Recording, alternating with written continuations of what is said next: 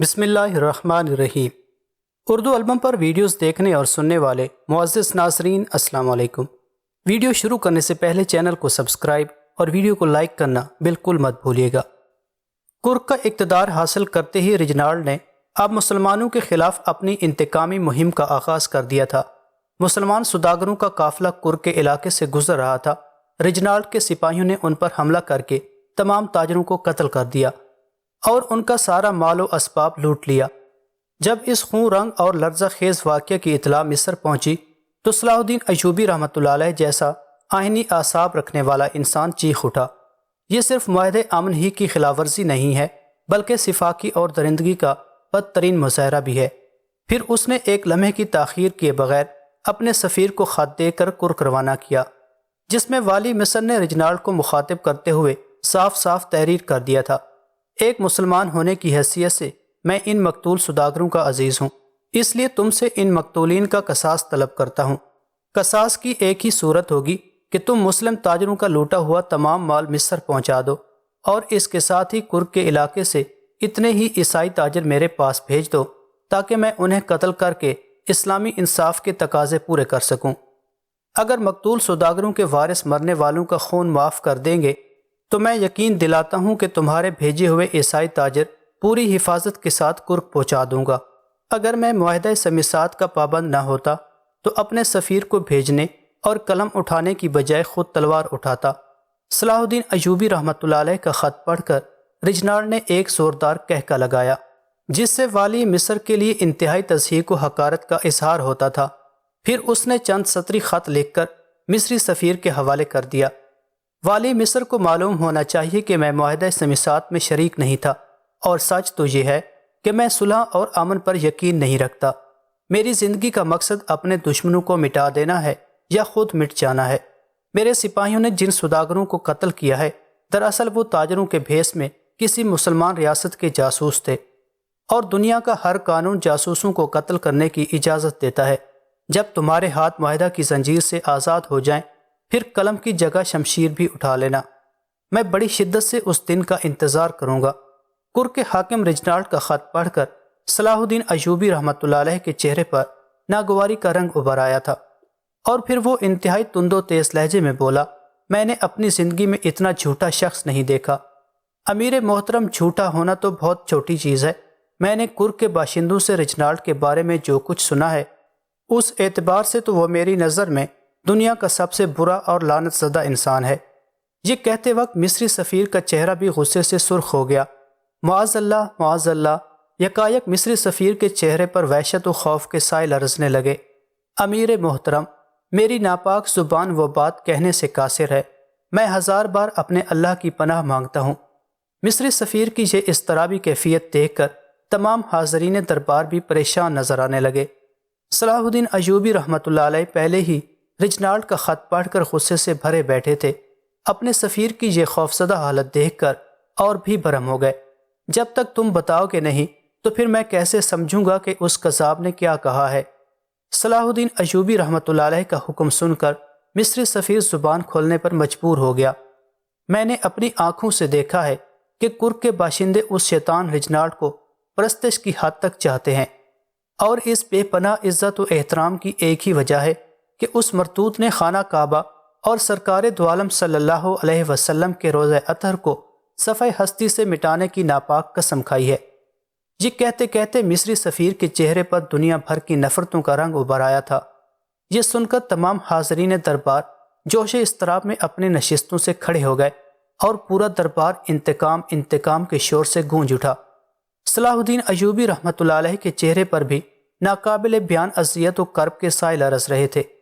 اگر ریجنالڈ ابرہ بن گیا ہے تو اسے معلوم ہونا چاہیے کہ اس وقت خانہ کعبہ کی بہت ہی چھوٹے پرندے اللہ عز و جل کے حکم سے اللہ تعالیٰ کے گھر کی حفاظت کرنے آئے تھے۔ آج بھی اللہ تعالیٰ ہی اپنے گھر کی حفاظت کرے گا۔ مشتعل ہونے کی بجائے یہ دعا کرو کہ ہم سب مل کر اس لعین کو بے نام و نشان کر دیں۔ ویسے میں اپنے طور پر قسم کھا چکا ہوں کہ میں اس شاتم رسول صلی اللہ علیہ وسلم کو اپنے ہاتھ سے قتل کروں گا۔ اہل دربار پر فرض ہے کہ وہ روزانہ مجھے میری قسم یاد دلاتے رہیں۔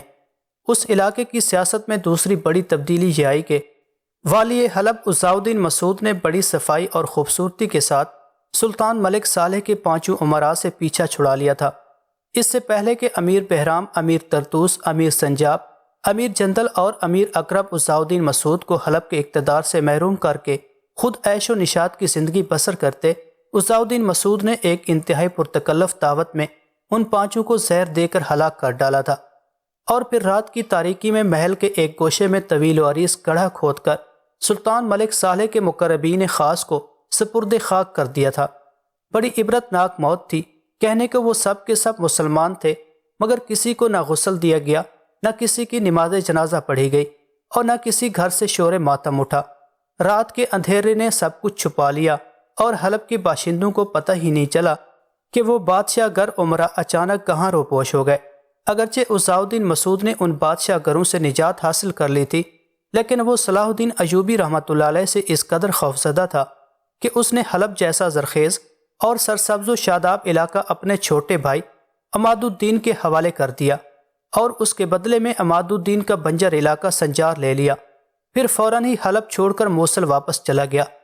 پھر جب یہ خبر صلاح الدین ایوبی رحمۃ اللہ علیہ کو پہنچی تو وہ اس تبدیلی پر حیرت زدہ رہ گئے۔ عزاء الدین مسعود کا چھوٹا بھائی عماد الدین نہایت فاسق و فاجر اور ظالم انسان تھا، اور صلاح الدین ایوبی رحمۃ اللہ علیہ حلب کی معصوم رعایا کو ایک درندہ صفت شخص کے رحم و کرم پر نہیں چھوڑ سکتے تھے۔ سلطان ملک صالح کی موت کی خبر سن کر صلاح الدین ایوبی رحمۃ اللہ علیہ نے طے کر لیا تھا کہ وہ حلب پر حملہ کر کے اپنی منزل کی طرف ایک اور اہم قدم بڑھائیں گے۔ حلب کے بعد موصل ان کا نشانہ تھا۔ والی مصر جس مضبوط اسلامی سلطنت کا خواب دیکھ رہے تھے، اس میں یہ دونوں علاقے بہت بڑی رکاوٹ تھے۔ اس کے علاوہ حلب سے صلاح الدین ایوبی رحمۃ اللہ علیہ کی خصوصی دلچسپی کی بنیادی وجہ یہ بھی تھی کہ آپ 11 سال کی عمر میں یہاں آئے تھے۔ یہیں آپ کے لڑکپن کے کئی خوبصورت سال گزرے تھے۔ یہیں آپ کو سلطان نور الدین زنگی رحمۃ اللہ علیہ جیسے نیک سیرت حکمراں کی سرپرستی حاصل ہوئی تھی۔ یہیں آپ نے اپنے مشفق و مہربان استاد قاضی ابن ارسون کی درسگاہ میں تعلیم حاصل کی تھی، اور یہیں ایک کنیز شاریہ نے آپ سے بے پناہ محبت کی تھی۔ سلطان عادل کی وفات اور مصر کے اقتدار نے صلاح الدین ایوبی رحمۃ اللہ علیہ کو دوبارہ حلب آنے کا موقع ہی نہیں دیا۔ بس کبھی کبھی تنہائی میں آپ کو اس خوبصورت شہر کی یادیں ستایا کرتی تھیں۔ شاہ یروشلم حلب اور موصل کے اتحاد ثلاثہ اور معاہدہ سمیسات کے بعد صلاح الدین ایوبی رحمۃ اللہ علیہ ایک طاقتور حکمران بن چکے تھے۔ دمشق اور شام کے کچھ علاقوں پر قابض ہوتے ہوئے آپ کے لیے حلب پر حملہ کر کے مثبت نتائج حاصل کرنا بہت آسان تھا، مگر آپ کی غیرت نے یہ بھی گوارا نہیں کیا کہ جہاں آپ کا آقا زادہ سلطان ملک صالح حکومت کرتا ہو، وہ اس سرزمین کو اپنے گھوڑوں کے سموں سے رون ڈالے۔ اب جب کہ صلاح الدین ایوبی رحمۃ اللہ علیہ سلطان ملک صالح کے احترام کی زنجیر سے آزاد ہو چکے تھے، تو معاہدہ سمیسات نے اخلاقی طور پر آپ کو چاروں طرف سے جکڑ لیا تھا۔ نتیجتاً آپ شدید خواہش کے باوجود حلب یا موصل پر جلغار نہیں کر سکتے تھے، اگرچہ آپ کے تمام حریف کئی بار شرمناک اور بدترین بدعہدی کے مرتکب ہوئے تھے، لیکن صلاح الدین ایوبی رحمۃ اللہ علیہ اول و آخر ایک مرد مومن تھے، اور ایک مومن کی شان یہ ہے کہ وہ ہر حال میں اپنے عہد کی پاسداری کرتا ہے۔ کر کے حاکم رجنارڈ نے مسلمان سوداگروں کے ایک قافلے کو قتل کر کے معاہدہ امن کی کھلی خلاف ورزی کی تھی۔ اگر صلاح الدین ایوبی رحمۃ اللہ علیہ چاہتے تو اسی واقعے کو بنیاد بنا کر وہ بھی معاہدہ سمیسات کے ٹکڑے کر کے ہوا میں اڑا دیتے، لیکن آپ نے بڑی سنگینی ساعتوں میں بھی غیر معمولی ضبط و تحمل کا مظاہرہ کیا۔ ابھی معاہدہ سمیسات کے ختم ہونے میں 1 سال کی مدت باقی تھی، اور اپنے ایفائے عہد کے سبب آپ کے لیے یہ طویل عرصہ بہت ہی صبر آزما تھا۔ تاہم صلاح الدین ایوبی رحمۃ اللہ علیہ نے بہت غور و فکر کے بعد ایک نیا قدم اٹھا ہی لیا۔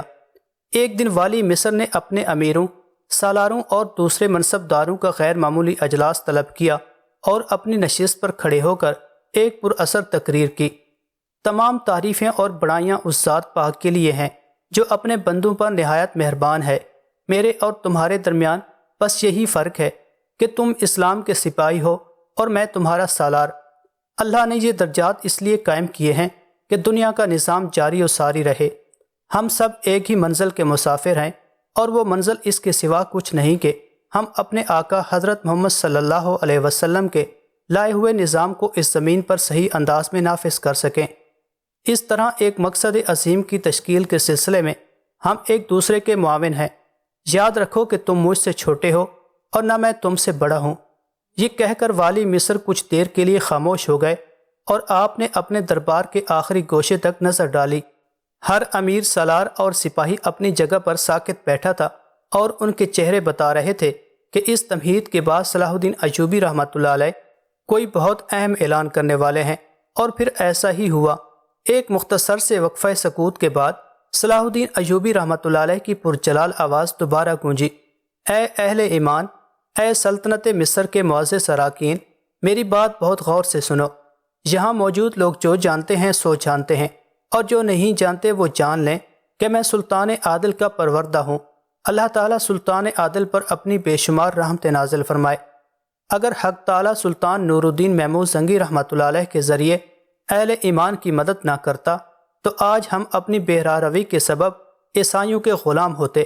یہ سلطان عادل کی ہمت عالی ہی کا نتیجہ ہے کہ آج ہم نہایت عزت و آبرو کے ساتھ سرزمین مصر پر حکومت کر رہے ہیں، اور یہ سلطان مرحوم و مغفور ہی کی جان بازیوں کا صدقہ ہے کہ آج دمشق، شام، موصل، حلب اور دیگر چھوٹی چھوٹی اسلامی ریاستیں صلیبیوں کے خونی پنجوں سے آزاد ہو کر آبرو مندانہ زندگی بسر کر رہی ہیں۔ تمہارے سامنے ان تمام باتوں کے بیان کرنے کا ایک ہی مقصد ہے کہ سلطان عادل نے اپنی وفات سے پہلے ایک حلف مجھ سے لیا تھا۔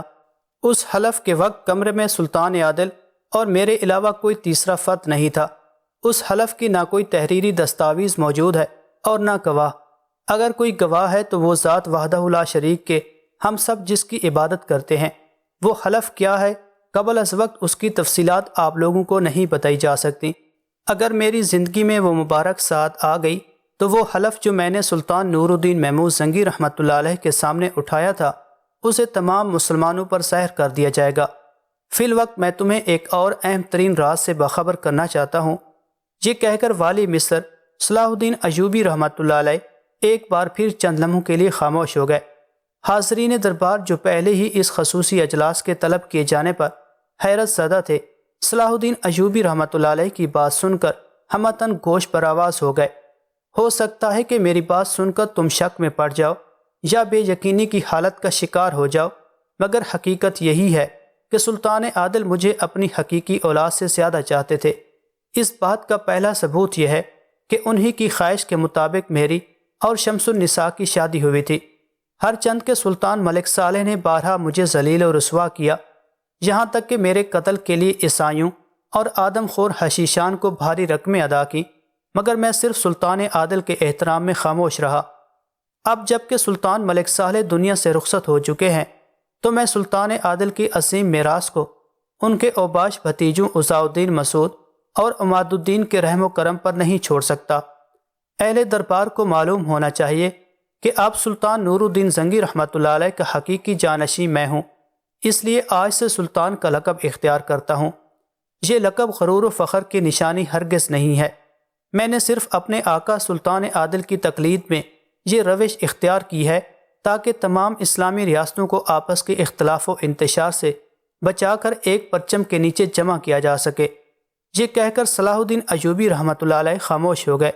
سلطان کی تقریر ختم ہوتے ہی تمام امیر، سالار اور دیگر معززین دربار اپنی اپنی نشستوں سے کھڑے ہو گئے اور والی مصر صلاح الدین ایوبی رحمۃ اللہ علیہ کو سلطان کا لقب اختیار کرنے پر پرجوش مبارکباد پیش کی۔ اس کے ساتھ ہی اس کار عظیم کو تکمیل کے آخری مرحلے تک پہنچانے کے سلسلے میں اپنی خدمات پیش کیں۔ اس کے بعد تمام سرکاری مہریں تبدیل کر دی گئیں اور نئی مہروں پر صلاح الدین ایوبی رحمۃ اللہ علیہ کے ساتھ سلطان کا لفظ کندہ کر دیا گیا تھا۔ یہ رسم انتہائی سادہ اور باوقار طریقے سے ادا کی گئی، نہ کوئی ہنگامہ رقص برپا ہوا اور نہ کوئی محفل سرور منعقد کی گئی، کیونکہ سلطان صلاح الدین ایوبی رحمۃ اللہ علیہ ایک باکردار مسلمان حکمران تھے اور ان دونوں مشہور لعنتوں سے آپ کا دامن پاک تھا۔ سلطان کا لقب اختیار کرتے ہی صلاح الدین ایوبی رحمۃ اللہ علیہ نے اس علاقے کے تمام عیسائی اور مسلمان حکمرانوں کو سفارتی سطح پر اس نئی تبدیلی سے باخبر کر دیا اور اس کے ساتھ ہی یہ تاکید بھی کر دی کہ آئندہ آپ کے نام کے ساتھ سلطان کا لفظ استعمال کیا جائے۔ والی موصل عزاء الدین مسعود اور والی حلب کے نام سلطان صلاح الدین ایوبی رحمۃ اللہ علیہ نے علیحدہ سے 2 خصوصی خط تحریر کیے۔ عزاؤدین مسعود کو مخاطب کرتے ہوئے والی مصر نے صاف صاف لکھ دیا تھا، میں اس راز سے بے خبر نہیں ہوں کہ تم نے حلب کا علاقہ اپنے چھوٹے بھائی عماد الدین کے حوالے کیوں کیا ہے؟ کیا تم سمجھتے ہو کہ سنجار اور موصل کا علاقہ میری دسترس سے دور ہیں؟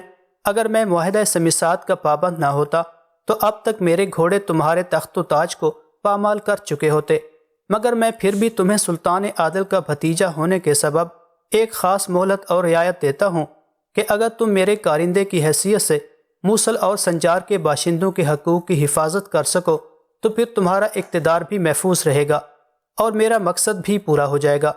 سلطان صلاح الدین ایوبی رحمۃ اللہ علیہ نے والی حلب کو خط لکھتے وقت انتہائی سخت اور جارحانہ لہجہ اختیار کیا تھا۔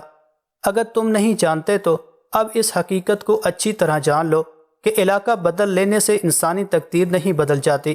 میں تمہارے کردار سے بخوبی واقف ہوں اور تمہاری نیت کو بھی جانتا ہوں کہ تم سنجار کا علاقہ چھوڑ کر حلب کیوں آئے ہو۔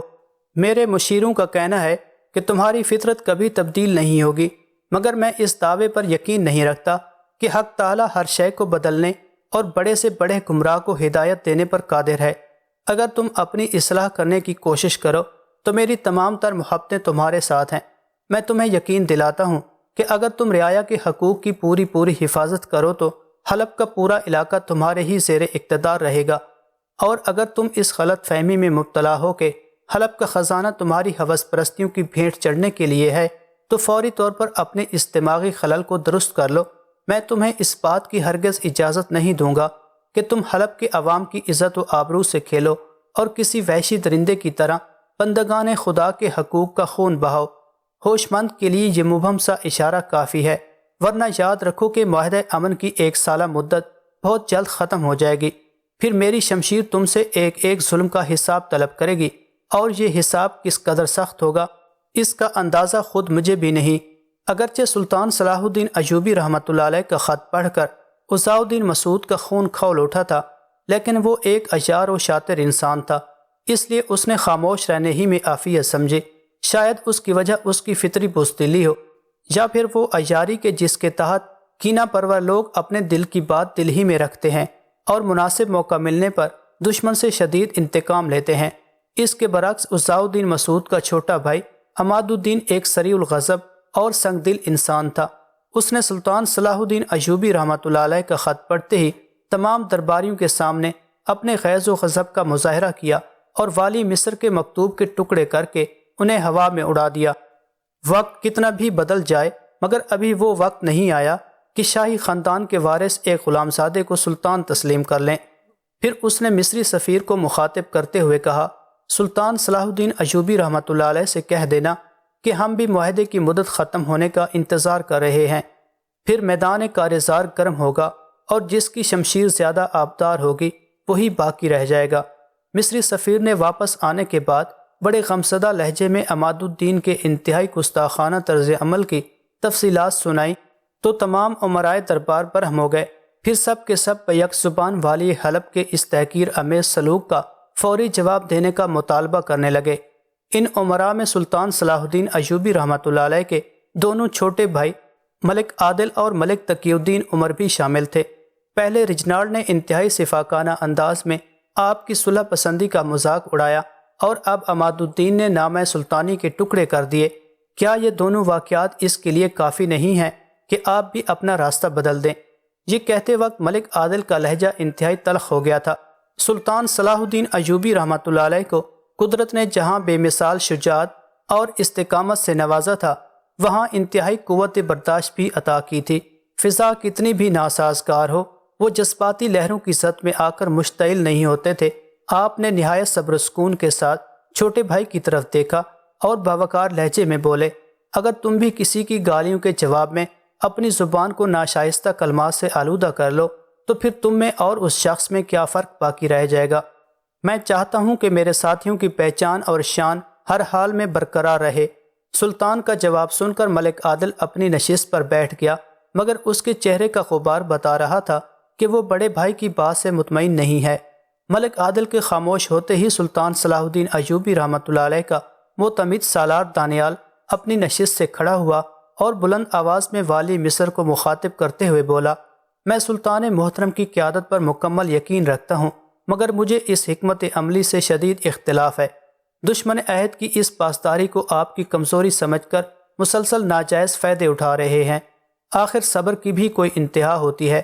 سالار دانیال کا لہجہ مؤدبانہ تھا، مگر اس کے الفاظ سے شدید احتجاج جھلک رہا تھا۔ صلاح الدین ایوبی رحمۃ اللہ علیہ نے حسب عادت مسکراتے ہوئے اپنے معتمد سالار کی طرف دیکھا۔ ہم اپنے عہد کی پاسداری حق تعالیٰ کی خوشنودی کے لیے کر رہے ہیں۔ ہماری طاقت کا حقیقی سرچشمہ اسی ذات پاک کا بے مثال فضل و کرم ہے۔ مجھے یقین ہے کہ ہمارا صبر رائگاں نہیں جائے گا۔ صلاح الدین ایوبی رحمۃ اللہ علیہ کی بات ختم ہوتے ہی آپ کا سب سے زیادہ شجاع اور معتبر سالار عبداللہ کرشی اپنی نشست سے کھڑا ہوا۔ اس سے پہلے کہ مصری افواج کا یہ سالار لب کشائی کرتا، صلاح الدین ایوبی رحمۃ اللہ علیہ مسکراتے ہوئے کہنے لگے، شاید تمہیں بھی میری حکمت عملی سے اختلاف ہوگا۔ اختلاف رائے تو ایک اچھی علامت ہے سلطان محترم۔ اس طرح بحث و مباحثہ کے بعد کسی بھی سیاسی فیصلے کے تمام روشن و تاریک پہلو سامنے آ جاتے ہیں۔ سالار عبداللہ کرشی نے باوقار لہجے میں کہا، میں معاہدہ امن کی پاسداری کے حق میں ہوں۔ ایک حریف کی بدعہدی سے مشتعل ہو کر اپنی روش ترک کر دینا اہل ایمان کے شایان شان نہیں ہے۔ میں اس معاہدے سے ہٹ کر فرینکس کے بارے میں بات کرنا چاہتا ہوں۔ صلیبی فدائین کا یہ خونخوار گروہ کسی معاہدے میں شریک نہیں ہوتا۔ میرا خیال ہے کہ عیسائی حکمران خود بھی جان بوجھ کر اس فتنہ گر جماعت کو معاہدے میں شریک نہیں کرتے تاکہ بوقت ضرورت اسے اپنے مقاصد کے لیے استعمال کیا جا سکے۔ میں صورتحال کے اسی تناظر میں پورے یقین کے ساتھ کہہ سکتا ہوں کہ حاکم کرک ریجنالڈ کی پشت پر بھی فرینکس کا خونی ہاتھ ہے۔ سالار عبداللہ کرشی کی بات سن کر سلطان صلاح الدین ایوبی رحمۃ اللہ علیہ چونک اٹھے۔ یہی میری درخواست بھی ہے اور تجویز بھی کہ جس طرح آپ نے انتہائی دانشمندی اور استقامت کے ساتھ آدم خور حشیشان سے پیچھا چھڑایا تھا، اسی طرح فرینکس کے خلاف بھی کوئی جارحانہ قدم اٹھایا جائے تاکہ ہمیں اس فریبکار اور شب خون مارنے والی تنظیم سے نجات حاصل ہو سکے اور پھر ہم مکمل ارتکاز کے ساتھ اپنے کھلے دشمنوں کا مقابلہ کر سکیں۔ صلاح الدین ایوبی رحمۃ اللہ علیہ نے اپنے سالار کی اس تجویز کو نہ صرف پسند کیا بلکہ عبداللہ کرشی کی دور اندیشی کی تعریف بھی کی۔